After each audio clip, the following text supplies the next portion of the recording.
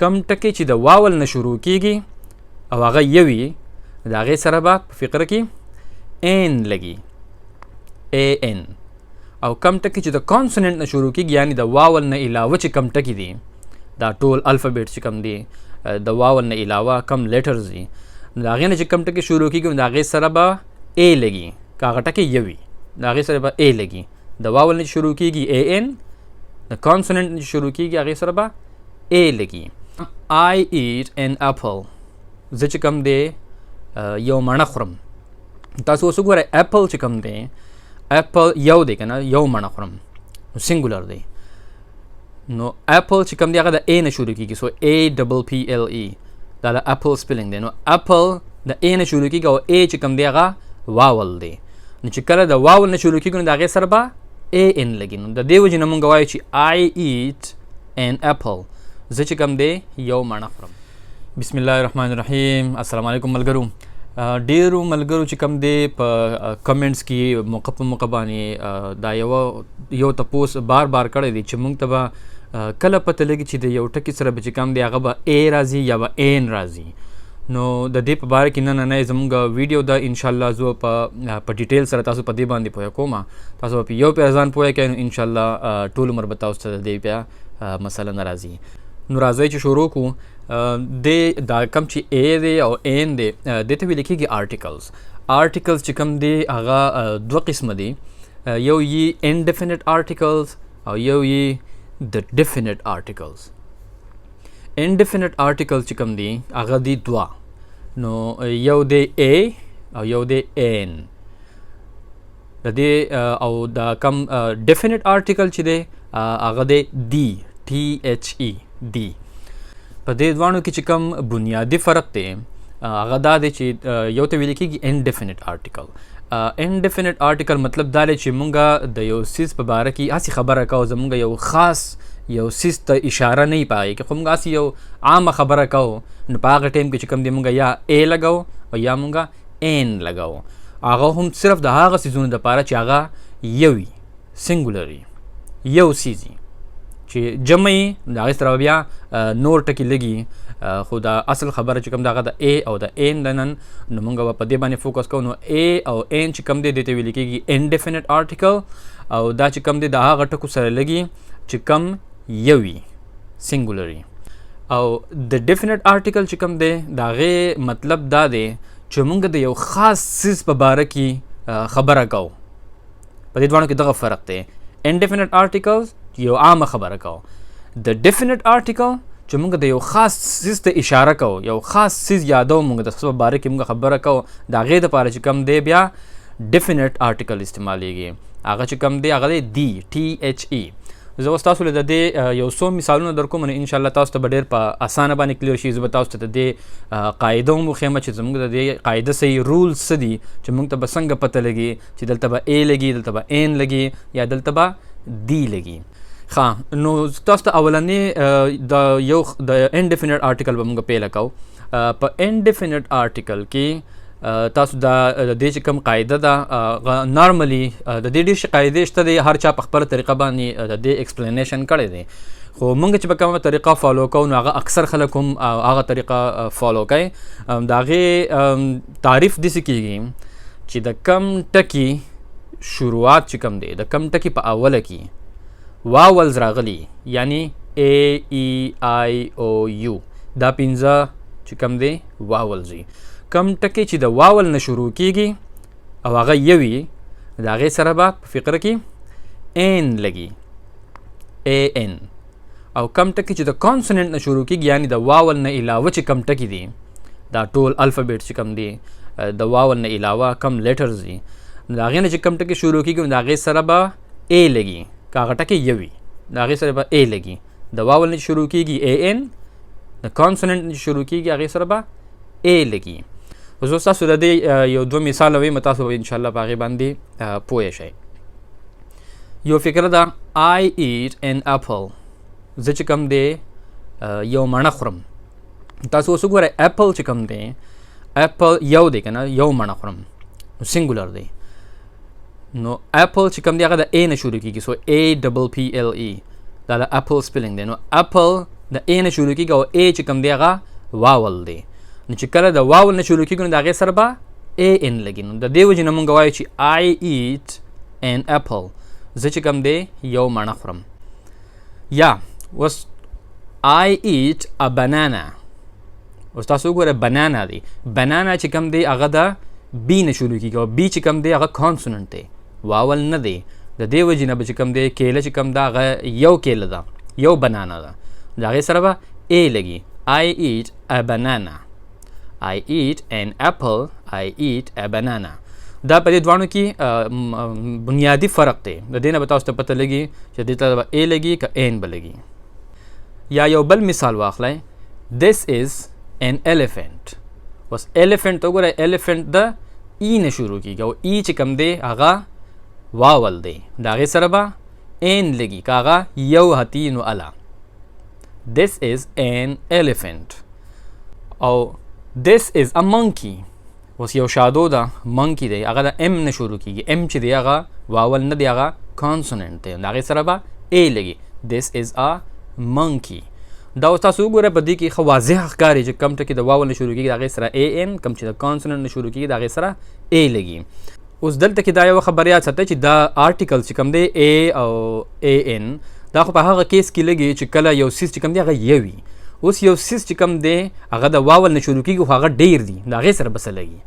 نو دې ته تاسو په غور سره سوچ وکئ چې د هغې دپاره چې کوم دی ډیر شي ټکي دي، هغه بیا کس باندې ډیپینډ کوي چې هغه ورسره کم ټکي لګول غواړي.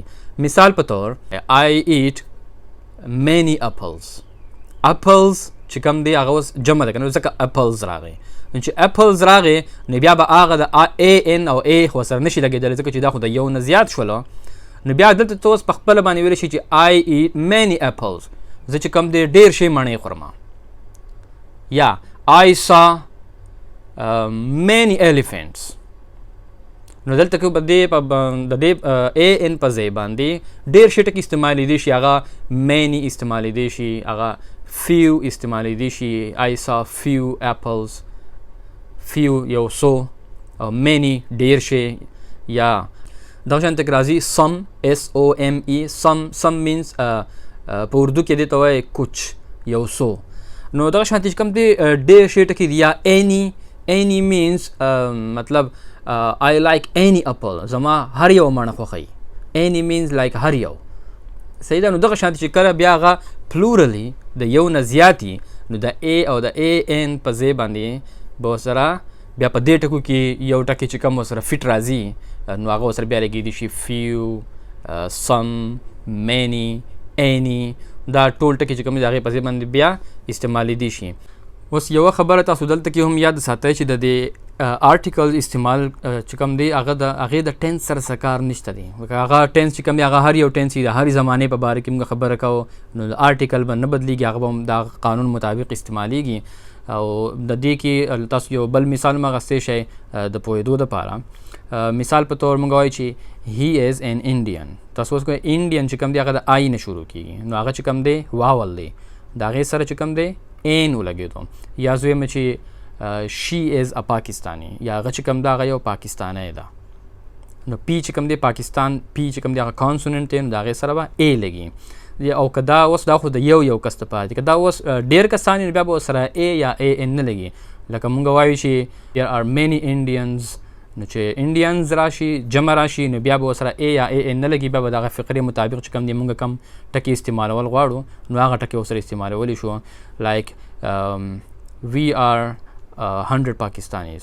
مونږ چې کوم دی یو 100 پاکستانیان یو.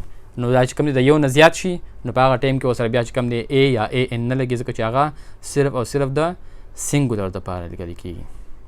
اوس دلته کې دا یوه خبره یاد ساتئ چې د انګلیش په ژبه کې د هر څیز دپاره رولز او قاعدې یي، خو ځینې څیزونه چې کوم دي هغه ایکسپشنز دي. هغې مطلب دا دی چې ځینې څیزونو باندې هغه قاعدې چې کوم دي هغه نه اپلای کېږي، هغه نه استعمالیږي، د هغې خپل ځان له رولز یا د هغې د سره اړو رولز یي نه. نو دا په هره ژبه کې دغه شانتي په انګلیش کې هم دي. اوس ډېر ټکي داسې دي، زه اوس تاسو له مثالونو در کوم نو تاسو به په دې خبره باندې پوه شئ چې ډېر ټکي داسې دي چې هغه د واول نه شروع کېږي خو د هغې سره ا نه لګي، ا ان ورسره نه لګي. هغې سره ا لګي. یا ځینې ټکي داسې دي چې هغه د کانسوننټ نه شروع کېږي خو د هغې سره ا نه لګي، د هغې سره ان لګي. نو دا چې کوم دي داسې ټکي چې کوم دي هغه ډېر زیات نه دي. دا اصل قاعده چې کوم ده د دې ټکي ډېر زیات دي، او دا چې کوم دي دا کوم چې دا ایکسپشنز دي دا چې کوم دي دا لږ ټکي دي. نو زه اوس تاسو ته د دې یو څو مثالونه در کوم، نو تاسو به په هغې خبره باندې پوه هم شئ. د هغې وړوکې غوندې قانون شته دی، خو د هغې پوه کېدل چې کوم دی هغه لږ معمولي ګران دي. تاسو به پې ځان پوه کوئ. زه به کوشش کوم چې په اسانو الفاظو کې درته ووایم. اوس یو مثال دی. اوس یونیورسټي دی. یونیورسټي مونږ تاسو ټول پیژنو یونیورسټي. اوس د یونیورسټي سپیلنګ چې دی هغه دی د یو نه شروع کېږي. یونیورسټي تاسو اوس وګورئ یو چې کوم دی دا واول دی، خو کله چې موږ دا په فقره کې استعمالوو د دې سره د قاعدې مطابق خو د دې سره این راتلل پکار دي که نه، خو د دې سره این نه لګي، د دې سره ا لګي. لکه مثال په طور I bought a university. ما یو یونیورسټي واغستله، په قیمت باندې مې واغستله، مطلب ما کاروبار دی، ما یو یونیورسټي واغستله. نو تاسو وګورئ I bought a university، نو ا ورسره راځي. یا دغه شانتې بل مثال دی، بل ټکی دی یونین. یونین مطلب اتفاق چې کوي که نه، نو موږ اکثر وایو چې یونین از اسټرینث، اتفاق میں برکت ہے. نو دغه شان چې کوم یونین چې تاسو کله په فقره کې استعمالوئ نو د هغې سره هم چې کوم دی ا لګي، ا نه لګي، حالانکې د واول نه شروع کېږي خو ا ورسره لګي. یا یوزر دی، I am a user of mobile phone. زه چې کوم دی د موبایل یوز کولو والا یو کس یم، استعمالولو والا کس یم. تاسو ګورئ ا یوزر راځي، این نه راځي، حالانکې د واول نه شروع کېږي. داسې ډېر ټکي شته دی. یونیکارن هغه هم د ا سره لګي. سکول یونیفارم، یونیفارم چې د سکول هغه هم ګوره د یو نه شروع کېږي، واول دی خو د فقر کې ورسره ا لګي. نو د دې ټکي چې کوم دی په دې باندې تاسو اوس د دې باندې ځان پوه کړئ چې دلته لاجک څه دی، په دې کې څه فلسفه ده چې موږ ته به دلته کوم دی د این په ځای باندې به ا استعمالوم. د قاعدې مطابق چې کوم ټکی چې کوم دی اولنی ټکی چې کوم شروع کېږي، تاسو د هغې آواز چې کوم دی آواز، اوس د هغې لیټر ته نه ګورو مونږ ځکه چې د دې لیټر خو د واول دی، خو د دې آواز چې کوم دی که نه هغه بدل دی د دې یو د خپل آواز نه. اوس دلته کې تاسو دا سوچ وکړئ چې اوس ګوره یو فقره ده که نه، یو آر مای فرینډ، ته چې کوم دی زما دوست یا زما ملګری. د یو ته تاسو ګورئ د دې سپیلنګ دی واي او یو. دلته چې تاسو ګورئ د دې یو او د یونیورسټي یا یونیکارن یا یوزر، دا اوس چې ما تاسو ته کوم ټکي ویل د دې آواز او د هغې آواز بالکل یو شانتې دی. تاسو ګورئ د یو چې کوم دی هغه د وای نه شروع کېږي، واي او یو. نو وای چې کوم دی هغه کانسوننټ دی، هغه واول نه دی. نو د دې په شانتې چې دا کم ټکي جوړېږي نو هغه به حالانکې شروع کېږي د واول نه، خو هغه به شاملېږي یا به حسابېږي په کانسوننټ کې، ځکه چې د هغې آواز بالکل د هغې په شانتې لکه یونیورسټي آواز بالکل د یو په شانتې شروع کېږي. نو په داسې کیس کې به دا کومه چې عامه قاعده ده هغه به نه اپلای کېږي، او دا به چې کوم دی بیا د ا به د دې سره لګي، ځکه چې دا د کانسوننټ آواز ورکوي. ځینې ټکي داسې دي چې هغه د کانسوننټ نه شروع کېږي، په کار دی چې د هغې سره ا ولګي، خو د هغې سره ا نه لګي، د هغې سره این لګي. مثال په طور ان آور، لکه یو ګنټه موږ وایو ان آور. نو دلته تاسو وګورئ آور چې کوم دی د هغې سپیلنګ دی ایچ او یو آر. ایچ چې کوم دی هغه کانسوننټ دی، په کار چې د دې سره ا راشي ا آور، خو هغه غلط دی، دا به راځي این آور. دلته هم تاسو سوچ وکئ د دې چې کوم آواز جوړېږي آور، تاسو ګورئ د ایچ آواز نه جوړېږي، یو قسم نه د ا آواز جوړېږي. آواز چې کوم دی د ا جوړېږي او ا چې کوم دی هغه بیا واول دی، د دې وجې نه د دې سره این لګي. یا دغه شانتې یو بل ټکی واخلئ. مثال په طور یو سړی دی د هغه یو وخت ده، نو هغې ته په انګلیش کې ویل کېږي ون لیګ مین، یوې خپې والا سړی.